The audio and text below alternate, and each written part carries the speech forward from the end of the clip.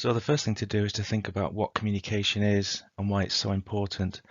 In its most basic form, communication is delivering one message from one thing or person to another thing or a person. And obviously the career that you've chosen, that's paramount. Communication is obviously a very huge subject, so we need to break it down into some specific components.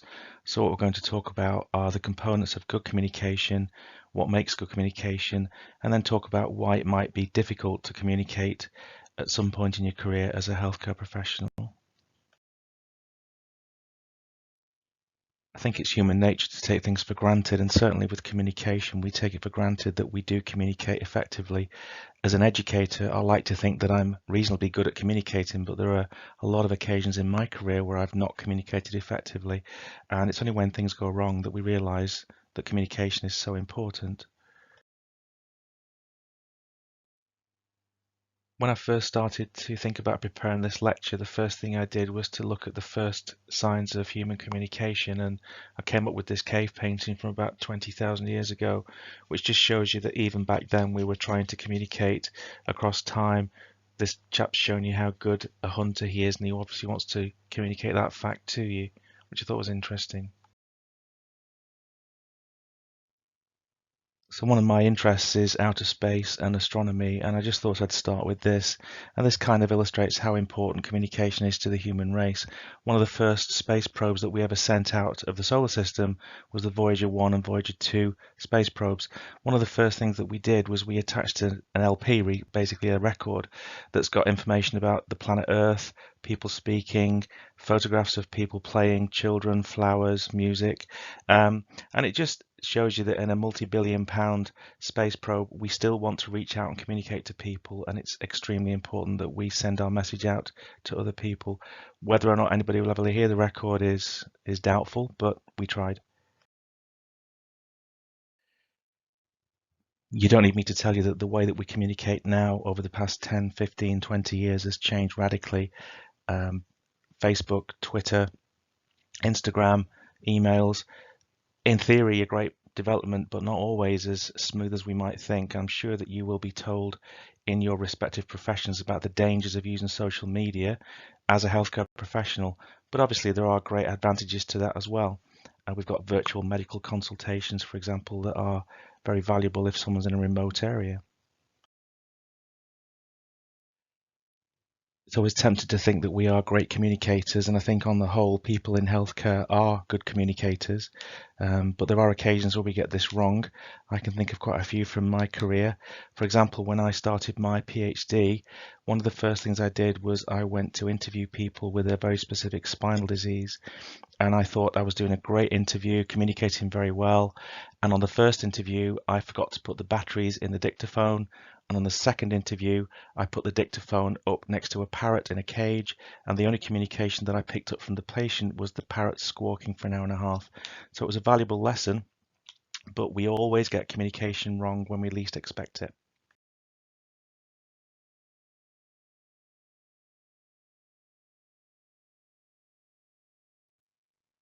I think the problem with a lot of the stuff that we do on this interprofessional module is that it is kind of common sense, but it's also extremely important. So I just thought it was worth just highlighting some of the specific outcomes that you will benefit from having good communication skills. A lot of research now says that your patients will respond better to you if you communicate well with them. Also, you're less likely to be complained about or sued, even if you do something not quite right, if you communicate well. And the bottom line is it makes you happier with your job and gets you more job satisfaction. And certainly, I think you're appreciated more by your patients. If you think about when you go to the GP, you're not really concerned about what degree he or she got or where they got it from. What you want is someone that can listen to you and interact with you and communicate with you. So we can't get away from how important this communication thing is. I've just listed some of the specific medical improvements here that come from good communication. some of them rather surprising really. So it's been shown that chronic headaches resolve quicker if patients are communicated with appropriately and given the right amount of information. Blood sugar is better controlled if people understand what's being said to them. Blood pressure in chronic hypertensive patients is lowered. Reduced pain in people with cancer. Increased lung capacity in people with asthma. Generally lower stress hormones. Generally speaking, it's good to give information to patients, although there are exceptions. And perhaps most importantly, it allows the patients to make more realistic decisions and assumptions about their treatment if they are, for example, debating whether to undergo chemotherapy, radiotherapy, that kind of thing. When you discuss and look at the reasons that healthcare professionals are complained about or struck off even, very often there is a root of failure to communicate things. And certainly some of the recent medical scandals, Harold Shipman, for example, there was a failure of other people to communicate with each other about what was going on, which directly led to people dying. So there's a serious point to this. It does protect you as a professional and protects the public, more importantly. And if nothing else, you want to be happy and respected in your job. I think being able to communicate with people is a great joy. It's very difficult, and sometimes we do get it wrong. I think the hard thing about being a healthcare professional is knowing how to adapt your communication. So you may have patients ranging from babies who can't communicate at all, to young people who kind of half understand, to professionals who understand probably more about the subject than you do, all the way through to people who are terminally ill or ventilated and cannot respond. And it takes a lot of skill to adapt your communication to each client group, but it comes with practice. So we're going to talk now about the different components of what makes up good communication. The figures vary, but most of what we communicate is non-verbal. It's not just what we say, so it can range from, as we've got here, facial expressions, the tone of voice that we use, how we stand, sit or move, how we dress, the eye contact that we make with people, the gestures that we make and the posture. So I look after the new first year physiotherapy students and I always feel slightly like your dad trying to tell you to cut your nails and dress properly and iron your tunic, but it does matter. It kind of shouldn't in a way, but it does make a difference. If you think of yourself as a person on intensive care whose daughter or son is very ill, and the therapist walks up and looks like they have an attitude and is chewing gum and has a dirty tunic, it doesn't matter how good that healthcare professional is, you will form a judgment very quickly about that person, which may be wrong, but people make snap decisions about people. So don't forget that it's not only what we say, it's the other peripheral aspects of communication as well that are as important. This slide is kind of a summary of what we've just said, but just have a quick look at that, because when you go on clinical placement, one of the things you'll be judged and scored on is your professionalism and your demeanour with the patients. Again, not really related to how intelligent you are, but more of a personality perception thing, really.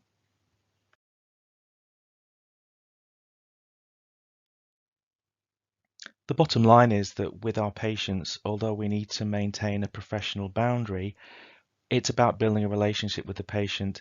Quite often the patients that we see will come back to us multiple times, and quite often we're expecting them to change their behavior. Patients are like us, they've got busy lives, they've got things to do, they've got better reasons to not do their exercises or not take the tablets. Part of communication is about building a relationship with your patients. One of the most important things is empathy, which you'll come across quite a lot.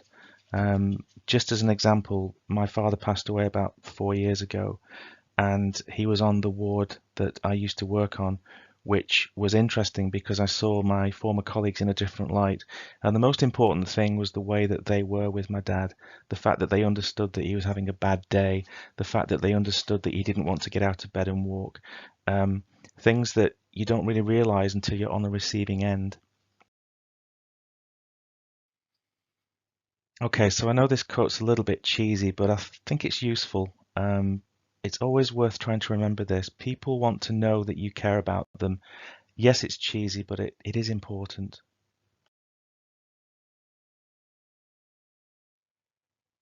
And certainly in my profession in physiotherapy, we're quite often expecting patients to do things they don't want to do. They don't want to exercise. They don't want to do the things that we ask them to do because they're painful. So if we want to get buy-in from the patient, and this applies to all professions, not just physios, we need to try and push the right buttons with our patients, basically. When you first go on clinical placement, and this is understandable, but you'll be very worried about medical knowledge and getting it right and doing the techniques in the right way and listening to what factual information the patient gives you or recording patient notes. Don't forget, it's also important how the patient says things. You can quite often pick up things in the way that a patient delivers something or says something that is not verbal. One of the important things that you'll come over again and again over the next 3 or 4 years is reflective practice. And it's not really possible to be reflective unless you stop and think about what the patient's saying or what your colleagues are saying. So I've just, probably for the first time here, shown you a very simple reflective loop where you come up with some kind of question, you test to see whether that's true, and you get some feedback. And that involves listening to your patients as well. I think it's important that I am realistic about this. There are barriers to communication, too numerous to listen here, but there are always going to be people or activities that you find difficult to communicate to patients. One thing I would say is that when you do graduate and you become specialized and you start to work your way up through the higher bands, it becomes easier in a way because you get very good at explaining your area to a patient. Don't beat yourself up too much. It is very hard as a student because we expect you to be good at 50 different things, and that's a big ask really, so don't beat yourself up too much. Also, don't forget that there are some patients or clients, whatever you want to call them, who are very difficult to communicate with, and it may be that you need help. It may be that you need an interpreter. It may be that you need a relative. It may be that you need a signer. It's not always your fault. I think it's also difficult to sometimes let yourself go and think about what emotions the patients are going through. Um, One of the things that you'll probably be scored on your clinical documents is the ability to separate your personal from your professional life. But that can also be difficult because we're all humans as well, and we go through the same emotions that our patients do. So there's a temptation sometimes to become a little bit robotic in the way that we speak to our patients. And I understand that, and I've probably done that myself in my own career. And I think it's a way of coping with stress and heavy workloads. It gets easier once you become more confident in the realm that you're working in. You know as well as I that the NHS is a busy place to work in, and quite often you are expected to get through fairly large volumes of work, and there are always people checking up on you. How many patients are you seeing in an hour? Have you seen the heart attack in room 6? We tend to eventually dehumanize patients, not intentionally, but we do it as a means of getting through the day. Always bear in mind that there's a person at the end of the heart attack in room 6. For this one, I'll just use some of my own examples. When I'm tired, I don't communicate very well. I tend to just grunt at people. When I'm hungry, I shut down completely and don't want to speak to anybody. And if I'm in pain, I want to be left alone. So those three things will also affect your patients as well. When we are anxious, we tend to want to get our work done and not listen to the patient. That can be a problem. We sometimes fear that we're going to be overwhelmed. We mentioned that in the last slide. And also, you will come across patients or clients that it's very difficult to help them. And that's quite traumatic. If you go into a profession where you want to help people by definition and you can't help them, it's very difficult to take that sometimes. And that can sometimes cause frustration. And it makes us more aware of our own morbidity and mortality, really. Every time I go to visit students on placements, there's a new piece of equipment or a new database or a new computer system, which is a great innovation, as you know. But often that causes stress to the people on the shop floor as well. So just bear in mind that you will have a lot of pressures on you that will affect your ability to communicate with each other and with your patients. If possible, always think about what the other patient's going through or what your colleagues are going through. I think people are very good at thinking about what the patient's going through or the client's going through, but sometimes we forget how busy our colleagues are as well. and that can cause frustration as well. So don't forget you are part of a huge team. Probably most of the people, as you are now as students, you've all got the same stresses and worries. People tend to have a lot of commonality in what they are stressed about. Another cheesy quote, but I think it's an important one. Certainly here at the university where I work, the colleagues that I work with are absolutely fabulous. They will do anything to help you. And I think that's the same for most people. You have to assume that most people will help you. So if you ask for help, you will usually get that help. There's always somebody else that you can talk to. Some people just don't have empathy, and you will come across patients that don't have empathy for each other and for you. And you will come across colleagues who don't have much empathy as well. I think it's unusual in healthcare because usually we weed them out at interview, but this is an example of a sweet little lady who actually murdered 9 people who looks like the nicest lady in the world. So you will come across people who have no empathy whatsoever. I just thought this was interesting. If you feed glucose to a serial killer or a sociopath and then strap them up to a monitor and show them photographs of horrific things or upsetting things like children crying or puppies not being fed or a million things you can think of that are horrible, a normal person will get very emotionally involved with that and get upset. Some people will not. So the murderer on the right, you can see the lack of activity in the brain cells, especially in the frontal lobe. Some people will not have empathy. And unfortunately, you're going to have to get used to working with people sometimes who don't have empathy for what you're going through. Just please try not to be one of them. So just by way of a summary, about halfway through the presentation now, always try and listen with both ears to the factual and the emotive responses that people are giving to you. Reflect what you're hearing from your patients. Say to the patient, I think you seem to be quite down today. Is that right? It's always useful to bounce things back to the patient and let them know that you care about things. Quite often the patients that you see will have chronic diseases. I'm sure you'll learn over the course of this module about the causes of disease and what the common diseases are. And the demographic has changed massively. So whereas in the past people were likely to die rather suddenly from an infection, now people are just sick for a lot longer, for decades. So you will have a lot of people with chronic, I hate to use the word incurable, but uncurable diseases which we can manage. And quite often the ability to communicate about a disease or a condition to a patient is well over half of the battle. So we always have the debate, can you learn how to communicate or is it something that you're actually born with? I think like most things in life, it's probably a combination. I think some people are naturally good communicators and some people can just develop the skill as they go on. And like we said before, if you're doing the same job for many years, it becomes a lot easier to appear to be more relaxed and competent at what you're doing. You will still get it wrong, but it does get easier. So let's move on to talk about some of the barriers of communication now. So we've already talked about the need for a relationship of some form between you and your patient or the patient's relative, and empathy is a key component of that. There are various skill sets involved in communication. There are content skills, which is what you say, and then there are process skills, which is how you say it.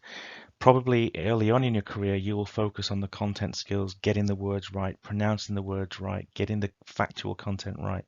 And then gradually, I think what will happen just by natural osmosis as you surround yourself with other professionals of a similar ability, you'll pick up tips and hints from them and you'll develop your process skills. But always be aware of how you come across. It's horrible, but it might even be worth videoing yourself doing a mock assessment with a patient. It's quite stressful, but you certainly pick up things that you would never have thought that you actually did. One of the things that helped me most of all, I did a mock interview with my old boss before I got the lecturing job, and apparently I scratched my ear an awful lot. So what my boss said to me was, just move your big toe inside your shoe instead, and that takes away the need to scratch your ear.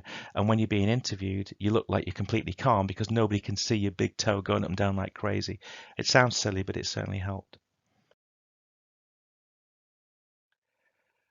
When we are communicating with patients, it's very easy to assume that we've just got the point across to the patient. That's not always the case, and there's a lot of research that says that patients remember a very small amount of what we tell them, something like 10%. So it's sometimes worth just thinking about meta communication. That means communicating about communicating. And I've just listed some examples here. So partway through, if the patient appears to be confused, or even if they don't appear to be confused, just stop and say, is that okay? Do you follow me? I'm not sure you understand what I'm saying. It's very difficult to do this without sounding patronizing, but I think you'll find a way to do that. And very often that will highlight areas where patients don't understand what you're asking of them.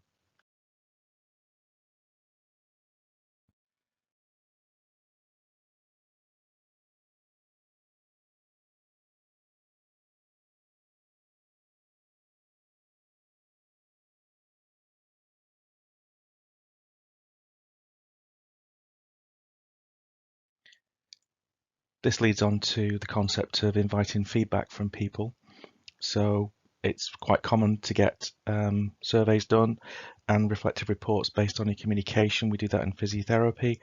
It's useful because it shows the client that you actually care what they think of you, and that you've taken the time to pursue any concerns, and that you can be honest, and that they really care, you really care how they feel.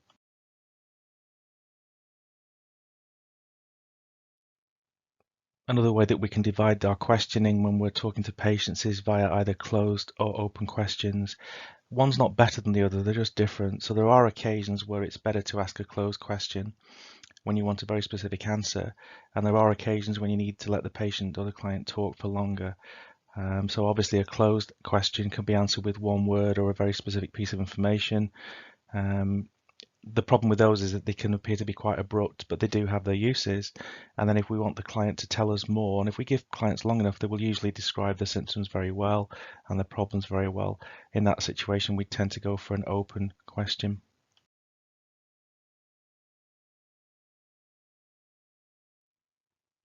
Just listed some common advantages and disadvantages of closed questions here. Obviously, a closed question is quick and easy for all parties concerned. It's also easier for us to analyze answers if they're yes, no. People are more likely to give you a one-word answer if it's a sensitive topic, maybe. And also some clients who aren't quite as articulate may be able to give you simpler answers. The disadvantage is that they can start people thinking about things that they've never thought about. Clients who don't know the answer may try to help you by kind of just saying yes or no, when actually a dichotomous yes or no is too simplistic.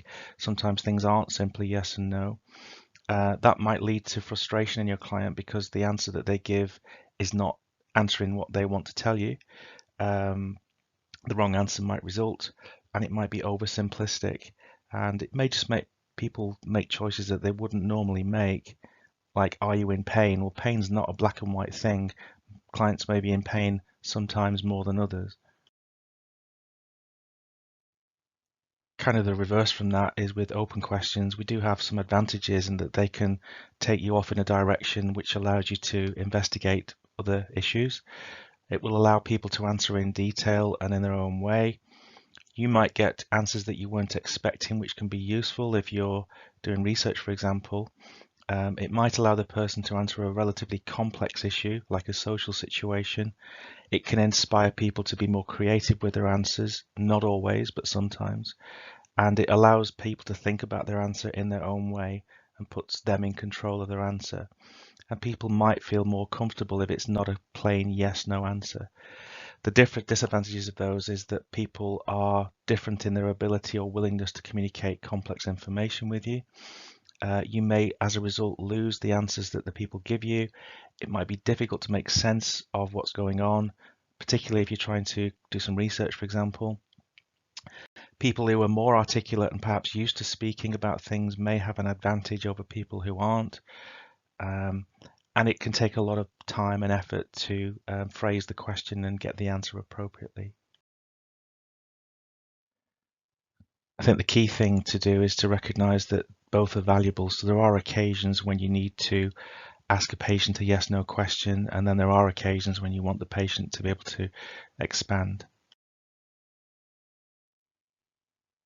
Ironically, one of the most powerful communication tools that we have is to not say anything and just listen. I think the world that we live in now, we all want quick fix answers and things done very quickly and in real time. And sometimes we need to give people time to process information. And certainly from my own research career, when I was doing my PhD interviews, one of the criticisms that my supervisor gave me, and she was absolutely correct, was that I didn't wait for people to answer the question fully and I jumped into the next question too quickly. And listening back to my interviews, because they were all recorded and transcribed, she was absolutely right. So sometimes it's useful to just let the person talk.